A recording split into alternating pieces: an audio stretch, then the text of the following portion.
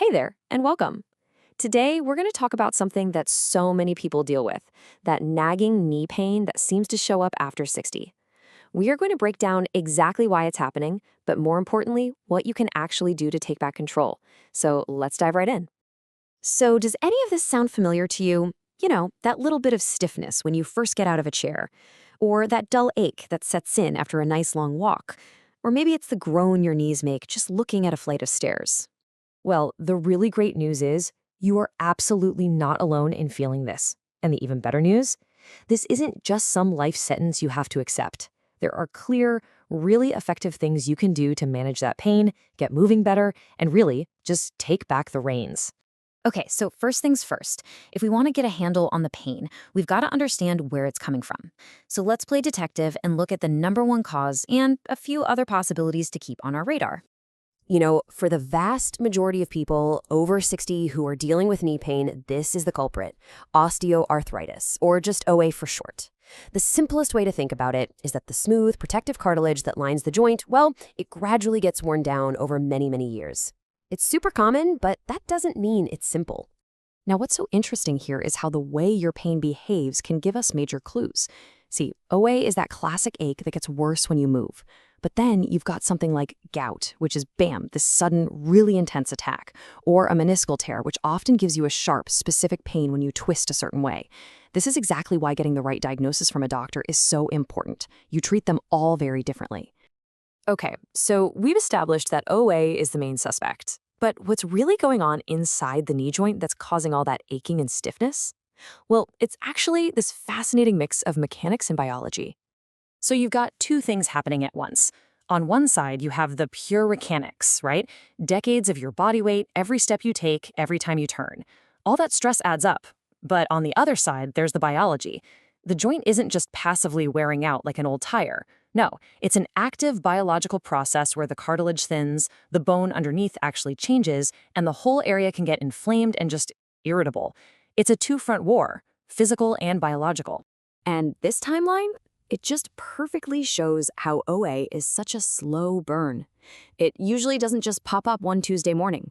Maybe in your 50s, it was just a little stiffness after a movie. Now, in your 60s, it's a much more noticeable ache.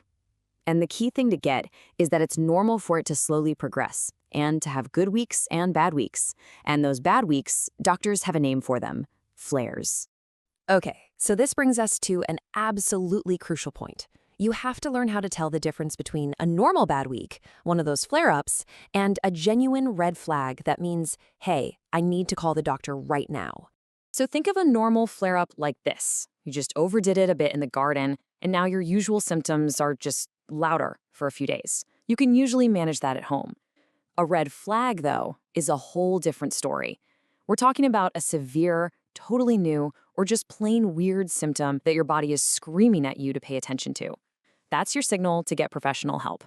And you've got to take these really, really seriously. A fever combined with a hot, swollen joint could mean a dangerous infection. A swollen, warm calf could be a blood clot, which is a medical emergency. And of course, if you fall and suddenly can't put any weight on your leg, that needs to be checked out immediately. This is not wait-and-see territory. All right, let's get to the good stuff, the action plan. We're going to focus on the things that actually work, based on solid science, the strategies you can start using today to feel better and live better. Okay, I want you to really think about this for a second. With all the fancy injections, pills, and creams out there, what is the one thing that all the experts, all the international guidelines, agrees the number one, most important, first-line treatment? It's this: movement. Yep, exercise. Now, I know that sounds completely backwards, right? Why would I move a joint that already hurts? But here's the secret.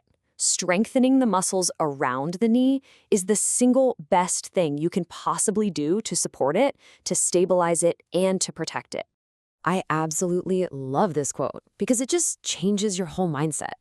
You are not punishing your knee by exercising. You are building up this incredible support system, this muscular armor in your thighs and your hips. The stronger those muscles get, the more force they absorb from walking and climbing stairs, which takes the pressure off the painful joint itself. And it's not just about exercise. These other tools, they're your best friends in this fight. Seriously, even losing just a few pounds takes a massive amount of pressure off your knees with every single step. Use a heating pad to loosen up that morning stiffness, and then use a cold pack to calm things down after you've been active. And please, don't be too proud for a cane. Used right, it's a brilliant way to offload the joint. Okay, let's talk about meds, because this is a big one. For older adults, the guidelines are crystal clear. Safety first. That means starting with topical treatments.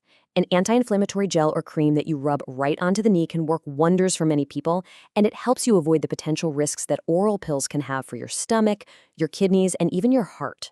So, what happens if you're doing all the right things at home, and it's still not enough? Well, doctors don't just pull ideas out of a hat. They follow a very clear, logical, step-by-step plan. I want you to think of it just like this ladder. You always start on that first step. That's the foundation we just talked about, exercise and weight management. It's non-negotiable. Only if that's not getting you where you need to be do you climb to step 2, maybe adding medications. Step 3 might be things like injections. And all the way at the top, the final step, is surgery like a knee replacement. It's reserved for when all those other steps just haven't worked. So, you've decided it's time for that doctor's visit. That's great.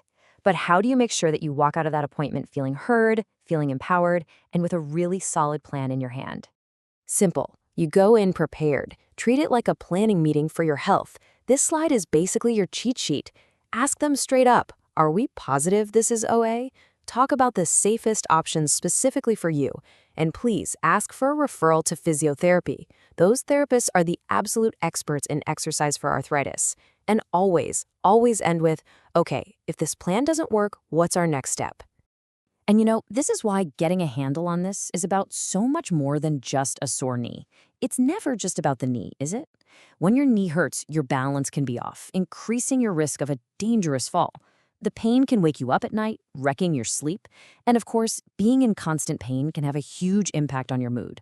So managing your knee is really about managing your whole quality of life. And honestly, this is the goal right here. This is the mindset. We're not trying to turn back the clock and have the knees of a 25-year-old. That's not realistic. The goal is to have less pain, to feel more confident and stable in your feet, and to get back to doing more of the stuff you actually love. That is a totally achievable goal. So I'm going to leave you with this one question to think about. What is one small, smart thing you can do starting today? It doesn't have to be some huge, intimidating gym workout. Seriously, could it just be standing up from your kitchen chair 5 times without using your hands? Maybe doing a few leg lifts while you watch the news? What's one tiny step you can take today to start building that muscular armor for your knees?